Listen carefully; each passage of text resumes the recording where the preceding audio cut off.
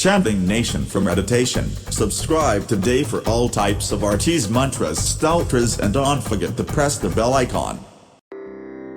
The first dashak, part of 10 subparts called samases, stavanacha.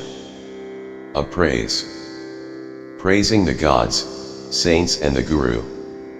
According to the medieval tradition of the Indian writers, who used to write on Vedanta, Shree Samarth has praised and called for the attention of Shree Ganesha, the elephant god, Sharada, the goddess of knowledge, saints and the guru. He has also praised the poets, the audience, the human body and spiritualism in general. The first samas. GRANTHARAMBH, beginning of the epic book. This samas is like the preface of a book. Shree Samarth tells about the purpose behind writing the book, the various subjects discussed in the book, the gains of reading it, the basis of the hypotheses laid down in the book, etc. In the beginning the audience asks, which is this book? What does it contain? And what will accrue to them after reading it? Shree Samarth answers that, this is the Dasbodh. It is in the form of a dialogue between the guru and the disciple, and it describes the various aspects and facets of the path of worship. The Dasbodh tells about 9 types of worships, the knowledge of the Parbrahma, and deliberates over the feeling of being distant from everything except the truth. There are also explanations about the knowledge about the self.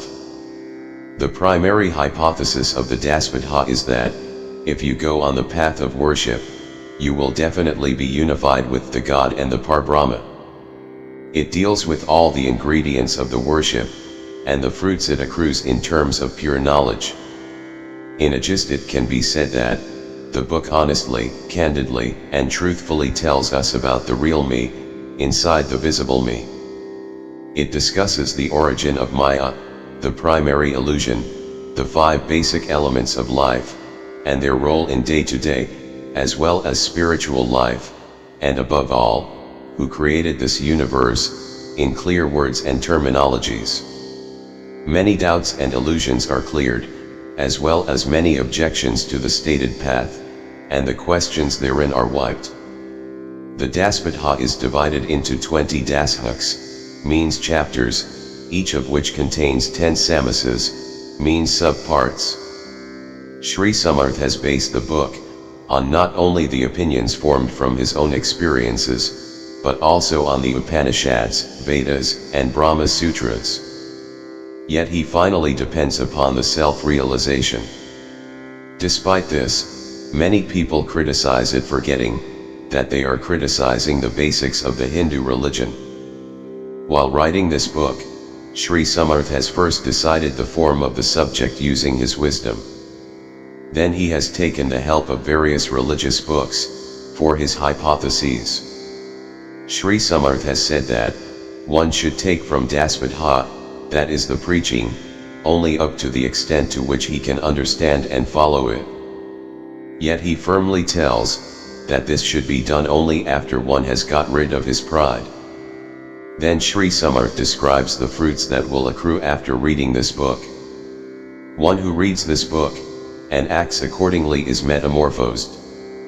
He has no doubts about anything, he finds the easier way of getting to the God and the Parbrahma through spiritualism, which no longer remains difficult.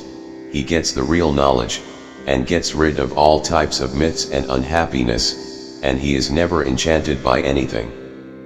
He gets wiser, and this wisdom helps him to cross the obstacles in daily, as well as spiritual life, by being astute in his judgment.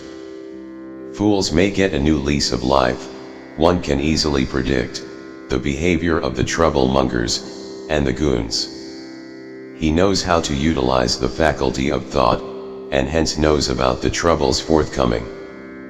Idle people become industrious, sinners and atheists become pious, and those who were hitherto mocking the path of worship suddenly make a U-turn and become ideal worshippers.